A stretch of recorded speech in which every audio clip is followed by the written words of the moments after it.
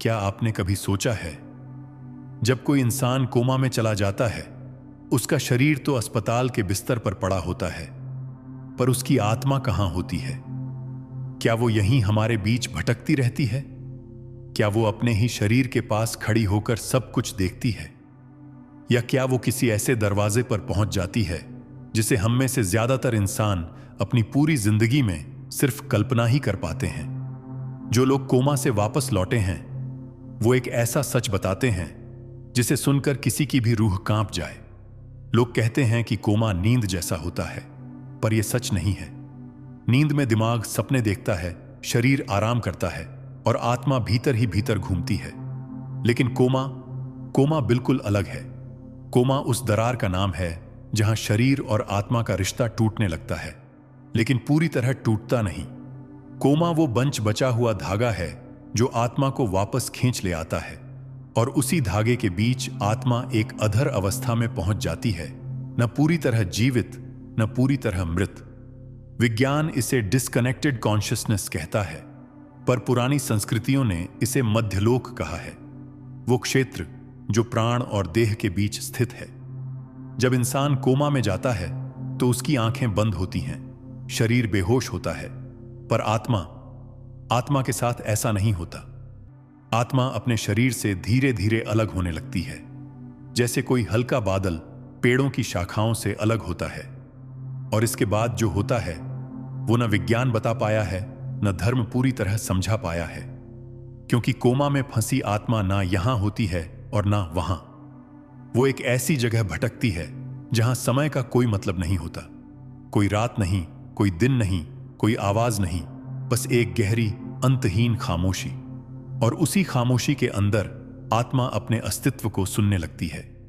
जो लोग कोमा से वापस आते हैं वो बताते हैं कि उन्होंने अपना शरीर अस्पताल के कमरे में लेटा देखा। डॉक्टर मशीनें चेक कर रहे थे, परिवार वाले रो रहे थे, और वो खड़े होकर सब कुछ देख रहे थे, लेकिन अपनी आवाज किसी तक पहुंचा नहीं पा रहे थे। आत्मा बोलना चाहती है पर बोल नहीं सकती, हाथ उठाना चाहती है पर उठा नहीं पाती। वो अपने ही शरीर और दुनिया के बीच एक अदृश्य दीवार में फंसी रहती है। इस अवस्था को कई संस्कृतियां सुषुप्ति बहिर्गमन कहती हैं, यानी चेतना शरीर के बाहर लेकिन नियंत्रण के बिना। लेकिन यह कहानी यहीं खत्म नहीं होती। असली डर, असली रहस्य तो इसके बाद शुरू होता है। कई लोग बताते हैं कि कोमा की सबसे भयावह बात शरीर को बाहर से देखना नहीं, बल्कि आत्मा का धीरे धीरे खींचा जाना है किसी शक्तिशाली ऊर्जा की तरफ। मानो कोई पुकार रहा हो, कोई ले जाने की कोशिश कर रहा हो। कुछ लोग कहते हैं वो उजाला था, कुछ कहते हैं वो अंधकार था, और कुछ कहते हैं वो एक गहरी भट्टी जैसी गर्म डरावनी खामोशी थी। वो जगह ऐसी लगती है जैसे कोई साया इंसान की आत्मा को जकड़ रहा हो, लेकिन पूरा खींच नहीं पा रहा। इसी जगह आत्मा सबसे ज्यादा भटकती है, क्योंकि वो तय नहीं कर पाती वापस शरीर में जाए या आगे बढ़े। विज्ञान कहता है कि कोमा में दिमाग सक्रिय नहीं होता, पर हजारों लोगों ने रिपोर्ट किया कि वो अस्पताल के बाहर जा चुके थे, अपने घर तक पहुंच गए थे। कुछ लोगों ने अपने अंतिम संस्कार तक को दूर से देखा और बाद में सच सच बता दिया कि कौन कौन आया था, किसने क्या बोला था। ऐसे अनुभवों को आधुनिक मनोविज्ञान आउट ऑफ बॉडी एपिसोड्स कहता है, पर आध्यात्मिक ग्रंथों में इन्हें सूक्ष्म यात्रा कहा गया है। वो अवस्था जहां आत्मा अपने ही शरीर से अस्थायी रूप से मुक्त होकर संसार में घूमने लगती है। कोमा की अवस्था में आत्मा सबसे ज्यादा कहां भटकती है? जवाब डरावना भी है और चौंका देने वाला भी। आत्मा सबसे पहले अपने घर जाती है। वो वहीं जगहें देखने जाती है जिनसे उसका भावनात्मक संबंध सबसे गहरा था। कुछ आत्माएं अपने बच्चों के सिर पर हाथ फेरने की कोशिश करती हैं, लेकिन उनका हाथ हवा की तरह पार हो जाता है। कुछ आत्माएं अपने अधूरे काम देखने जाती हैं, कुछ अपने पुराने घर, अपनी पसंदीदा कुर्सी, अपने कमरे में जाती हैं, और कुछ ऐसे कमरों में पहुंचती हैं जो वो कभी जीवन में नहीं देख सकीं, लेकिन जिनका उनसे कोई पुराना कर्म संबंध था। कई आत्माएं बताती हैं कि उन्हें लगता है जैसे वो पानी के नीचे फंसी हों। आवाजें दूर से आती हैं, धुंधली, दबाई हुई, और डरावनी। यह अनुभव आध्यात्मिक ग्रंथों में प्रेत जाल से मिलता जुलता बताया गया है, यानी एक ऐसा स्तर जो आत्मा को अपनी ओर खींचता है। लेकिन कोमा में आत्मा उस जाल में पूरी तरह नहीं गिरती, वो सिर्फ उसके किनारे पर खड़ी रहती है। इसलिए आत्मा बार बार भटकने लगती है, जैसे कोई रास्ता ढूंढ रही हो। उसका शरीर वापस बुला रहा होता है, लेकिन आत्मा दूसरी दिशा में धकेली जा रही होती है। यह खिंचाव, यह द्वंद्व, यही कोमा की असली पीड़ा है। कई शोध बताते हैं कि कोमा में फंसी आत्मा अपने पास मौजूद हर आवाज, हर छूने की कोशिश, हर प्रार्थना को महसूस करती है, लेकिन वो जवाब नहीं दे पाती। प्राचीन ग्रंथ बताते हैं कि इस अवस्था में आत्मा का सूक्ष्म श्रवण 10 गुना बढ़ जाता है, यानी जो बातें हम धीमे से भी बोलते हैं, आत्मा उसे साफ सुनती है। कई परिवारों ने बताया कि उनके प्रियजन ने कोमा से निकलने के बाद वही बातें दोहरा दी जो उन्होंने अस्पताल में रोते हुए कही थीं, जबकि शरीर को कोई होश नहीं था। लेकिन जो हिस्सा सबसे गहरा है, सबसे डरावना है, वो अब भी बाकी है। कोमा में आत्मा एक और जगह पहुंचती है, एक ऐसी जगह जिसका जिक्र बहुत कम लोग करते हैं, क्योंकि वो अनुभव इतना रहस्यमय होता है कि उसे शब्दों में बयां करना मुश्किल है। आत्माएं कहती हैं कि उन्हें एक लंबा धुंधला गलियारा दिखता है। कुछ कहते हैं वो धुंध सफेद है, कुछ कहते हैं काली, और उस गलियारे के अंत में एक परछाई खड़ी होती है।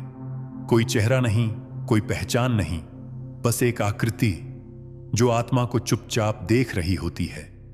यहीं पर आत्मा का फैसला तय होता है, वो वापस लौटेगी या हमेशा के लिए चली जाएगी। उस आकृति के बारे में कोई आत्मा साफ नहीं बता पाती कि वो कौन है। कुछ कहते हैं वो उनके पूर्वज थे, कुछ कहते हैं कोई दिव्य प्रकाश का दूत, और कुछ ने तो साफ कहा वो कुछ भी नहीं था जिसे मैंने जीवन में कभी देखा हो। उस परछाई का कोई आकार तो था, लेकिन पहचान नहीं, कोई आवाज नहीं, लेकिन एक आदेश जैसा एहसास, कोई बोलता हुआ वाक्य नहीं, लेकिन आत्मा के भीतर तेज कंपन की तरह एक संदेश उतरता हुआ।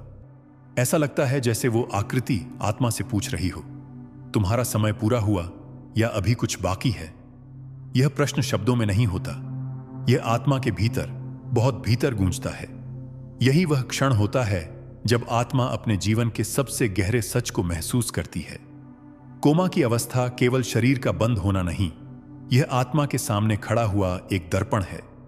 इस दर्पण में आत्मा अपने पूरे जीवन को देखती है, तुरंत, एक ही पल में, बिना समय खर्च किए। लोग बताते हैं कि उन्होंने सभी गलतियां, सभी प्रेम, सभी पछतावे, सभी अच्छे काम, सब एक साथ देख लिया, जैसे कोई अपनी पूरी जिंदगी एक झटके में देख ले और समझ जाए कि किस पल पर वो टूटे, किस पल पर वो उठे और किस पल पर वो बिल्कुल अकेले रह गए। इसे लाइफ रिव्यू कहा जाता है, लेकिन ग्रंथों में इसे चित्तलेख कहा गया है, जहां आत्मा अपने कर्मों की सच्चाई से मुंह नहीं मोड़ सकती। और यही वो जगह है जहां आत्मा सबसे ज्यादा डरती है, क्योंकि कोमा में शरीर सो रहा होता है, लेकिन आत्मा जग रही होती है। वो अपने हर कर्म को महसूस कर रही होती है। उसने किसको दुख दिया, किसको प्यार दिया, किसकी उम्मीदें तोड़ी, ये सब सुई की तरह आत्मा के अंदर उतरने लगता है। और इसी दौरान आत्मा को महसूस होता है कि वो अब अकेली नहीं है। कई लोगों ने बताया कि उन्हें किसी अजनबी की उपस्थिति महसूस हुई, न इंसान, न देवदूत, न आत्मीय, बल्कि कुछ ऐसा जो प्रकाश और अंधकार दोनों से बना हुआ था। यह वही शक्ति है जिसे पूर्वजों ने द्वारपाल कहा है, आत्मा का अंतिम मार्गदर्शक। यह तय करता है कि आत्मा को वापस लौटाया जाए या आगे भेजा जाए, लेकिन इसका फैसला कोई भाग्य नहीं करता, यह आत्मा खुद करती है। अगर आत्मा के भीतर अधूरापन भारी होता है तो वो लौट आती है, अगर समापन भारी होता है तो वो आगे बढ़ जाती है। इसीलिए कुछ लोग कोमा से लौटते हैं और कुछ कभी नहीं। लेकिन एक सवाल हमेशा रह जाता है, कोमा में आत्मा क्या सिर्फ 2 ही रास्तों में खड़ी रहती है? क्या वो अपने पुराने संसार में भटकती नहीं? जवाब है, भटकती है, और बहुत अधिक।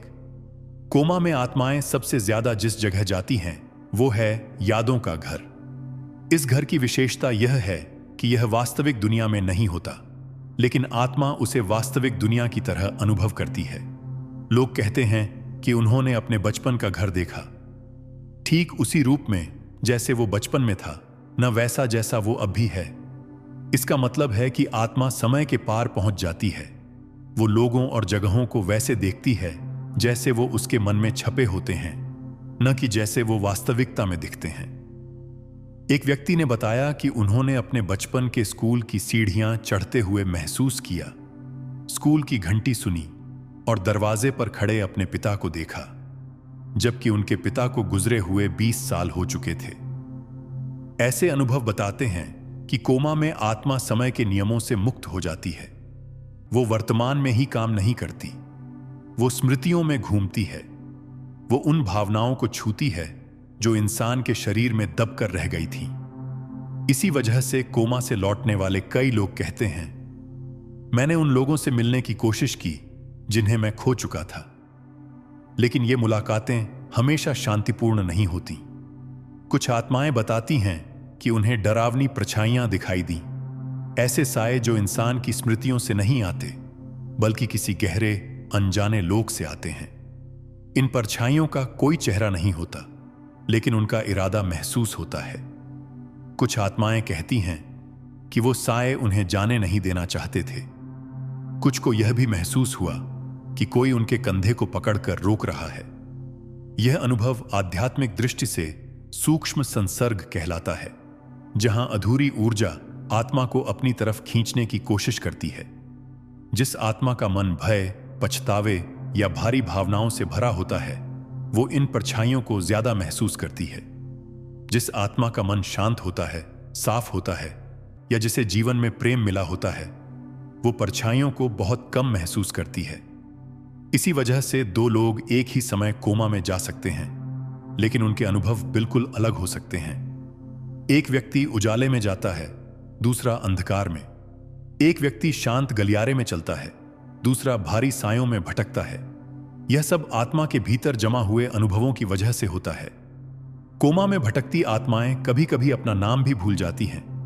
हां, यह बात सुनकर अजीब लगता है, लेकिन यह सच है। आत्मा अपने शरीर और पहचान को इतना पीछे छोड़ देती है कि जब कोई उससे पूछे, तुम कौन हो, तो उसे जवाब देने में मुश्किल होती है। यही वजह है कि कोमा से लौटने वाले कई लोग कहते हैं, मुझे खुद को देखने में डर लग रहा था, मैं वही नहीं था जो पहले था। आत्मा की यह खोई हुई पहचान बताती है कि शरीर और नाम सिर्फ अस्थायी पहचान है, और जब आत्मा अस्थायीता से बाहर आ जाती है तो वो अपने मूल की ओर बढ़ने लगती है। कुछ लोग इसे ईश्वरीय मिलन कहते हैं, कुछ ब्रह्म प्रकाश, और कुछ इसे अहंकार का टूटना।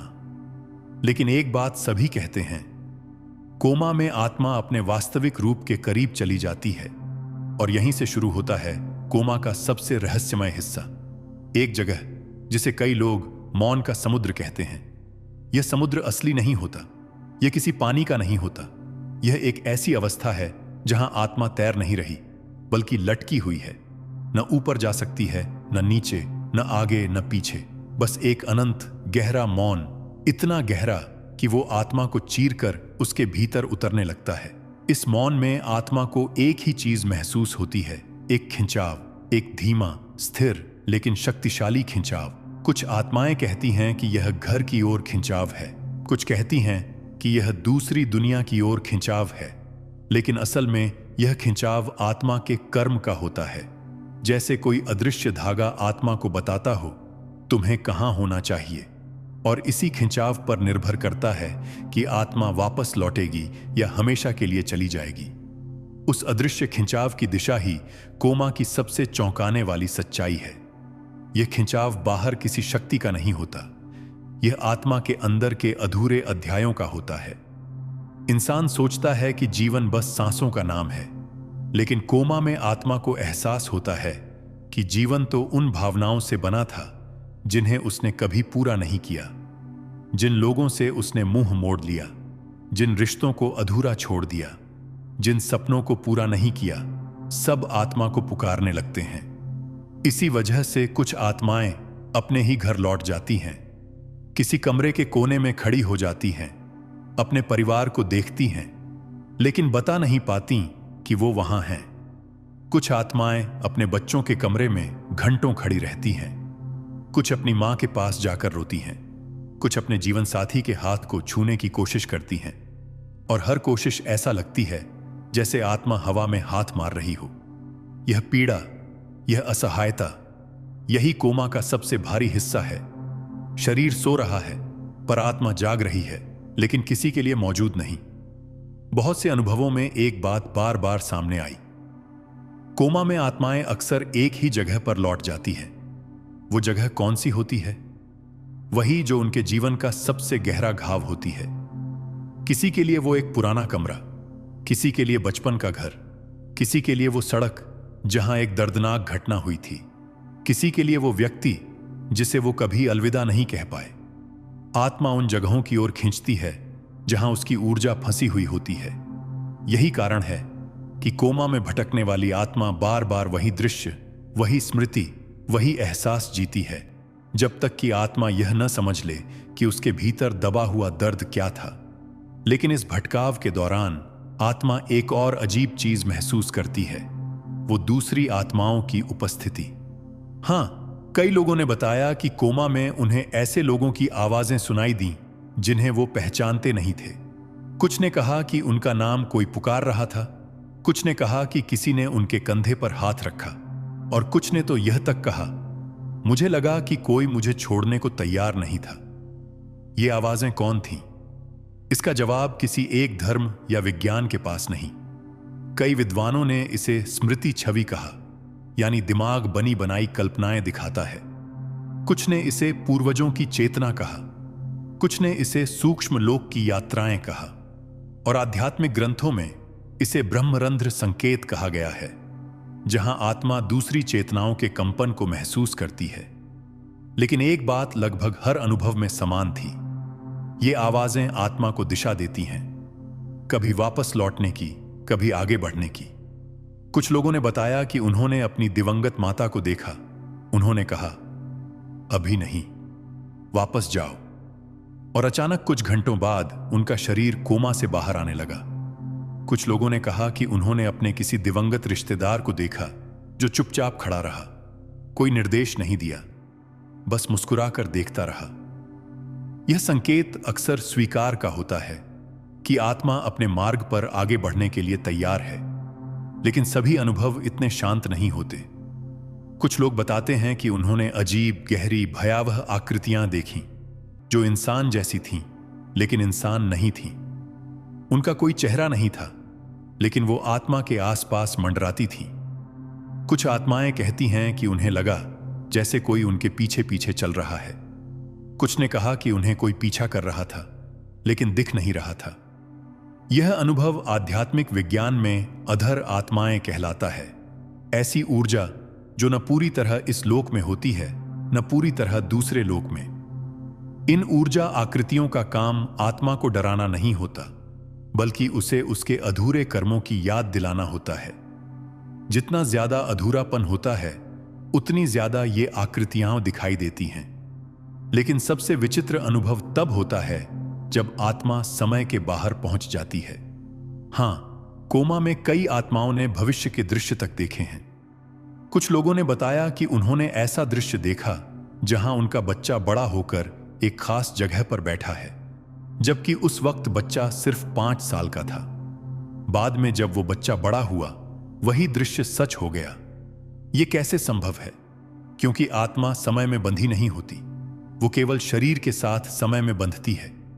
जैसे ही शरीर की पकड़ ढीली होती है, आत्मा समय की सीमा से आजाद होने लगती है। लेकिन इस अध्याय का सबसे गहरा हिस्सा अभी बचा है।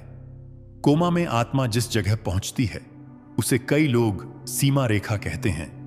एक थिन बाउंड्री, जहां लगे कि बस एक कदम और बढ़ाओगे तो कोई नई दुनिया शुरू हो जाएगी। इसे नियर डेथ एक्सपीरियंसेस में थ्रेशहोल्ड कहा गया है।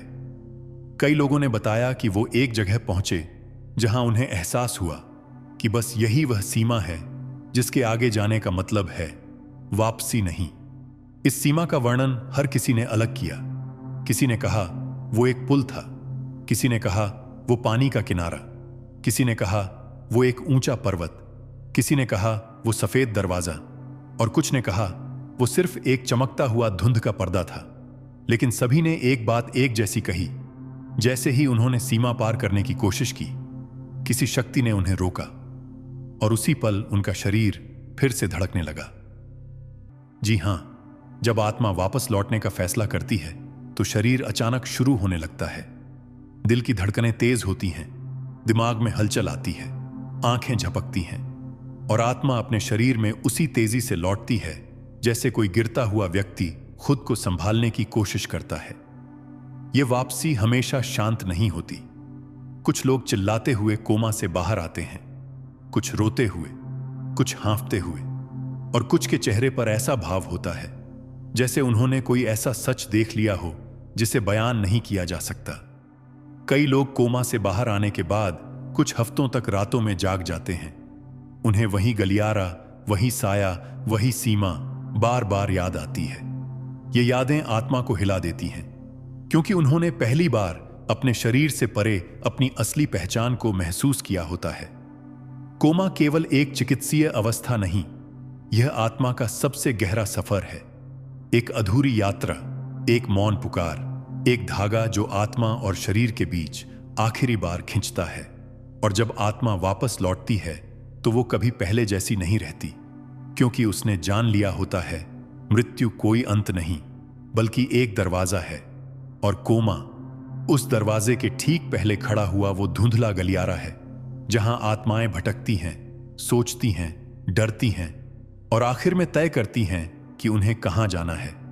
लेकिन कहानी का असली मोड़ यहीं से शुरू होता है, क्योंकि हर आत्मा जो कोमा से लौटती है वो एक सच बताती है, एक ऐसा सच जिसकी तुलना इस दुनिया की किसी भी अनुभूति से नहीं की जा सकती। वे कहते हैं कि लौटने के कुछ सेकंड पहले आत्मा एक बहुत अजीब एहसास महसूस करती है, जैसे किसी ने उसके भीतर एक दीपक जला दिया हो। यह दीपक रोशनी का नहीं होता, यह स्मृति का होता है। इस स्मृति में आत्मा को वो सब याद आता है जो मनुष्य जीवन में कभी नहीं समझ पाता। क्यों वो पैदा हुआ, क्यों उसे वही परिवार मिला, क्यों उसके जीवन में वे दुख आए, क्यों कुछ सपने पूरे हुए और कुछ कभी नहीं। कोमा में आत्मा जब सीमा रेखा के पास होती है तो एक गुप्त सत्य उसे छू कर जाता है। एक पल के लिए आत्मा को अपने जीवन का उद्देश्य दिखाई देता है, लेकिन यह पल इतना हल्का होता है कि जैसे ही आत्मा वापस शरीर में लौटती है वो उद्देश्य धुंध की तरह गायब हो जाता है।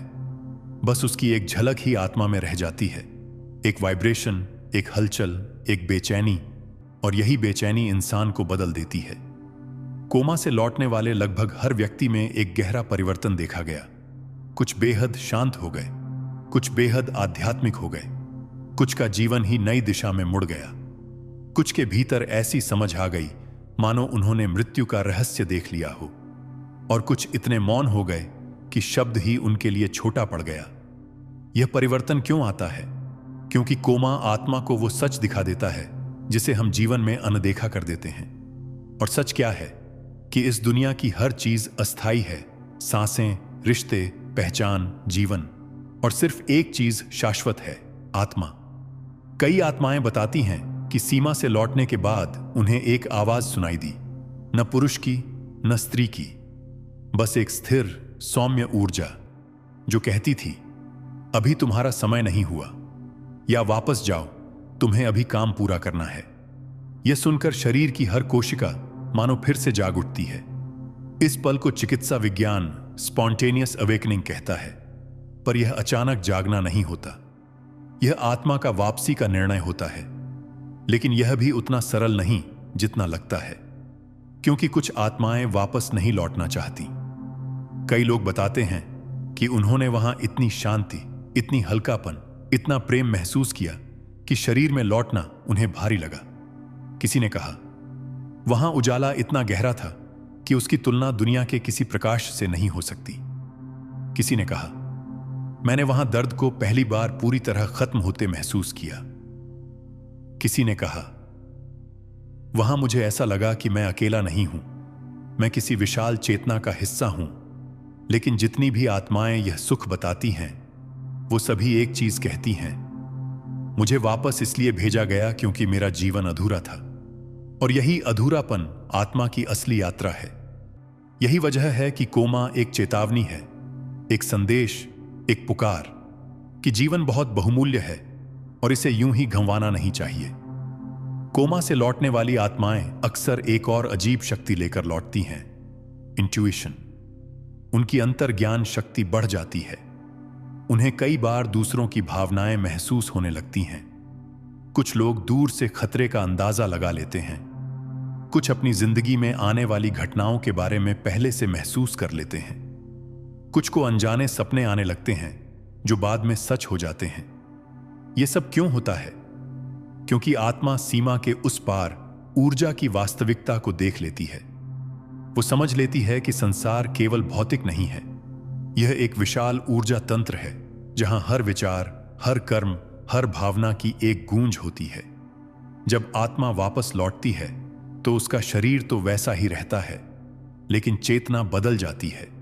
वो अब इस दुनिया को पहले की तरह नहीं देखती। कोमा में फंसी आत्मा अपने बारे में, अपने कर्मों के बारे में, अपने जीवन के बारे में और यहां तक कि मृत्यु के बारे में भी एक ऐसे सत्य को छूकर आती है जो शब्दों से बाहर है। वो जान लेती है कि हम जो समझते हैं उसका केवल एक छोटा हिस्सा सच है, और जो सच है वो हमारी समझ से बहुत बड़ा है। लेकिन इसके पीछे एक और बहुत रहस्यमय बात छिपी है जिसे कोमा से लौटने वाले बहुत कम लोग बता पाते हैं, क्योंकि वो इसे शब्दों में बयां नहीं कर पाते।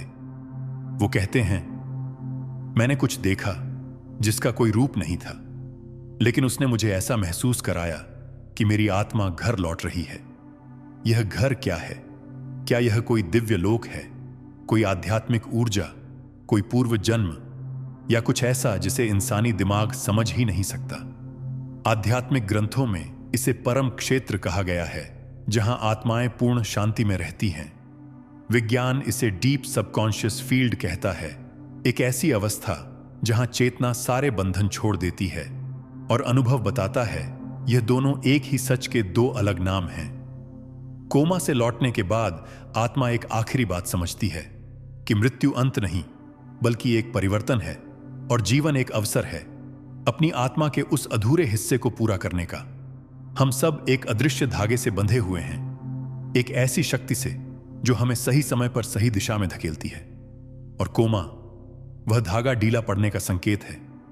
एक क्षण जब आत्मा अपने भीतर की सच्चाई को देखती है, एक क्षण जब आत्मा समझती है कि वह कौन है, कहां से आई है और किस ओर लौटना है, और इसी समझ से आत्मा हमेशा बदल जाती है।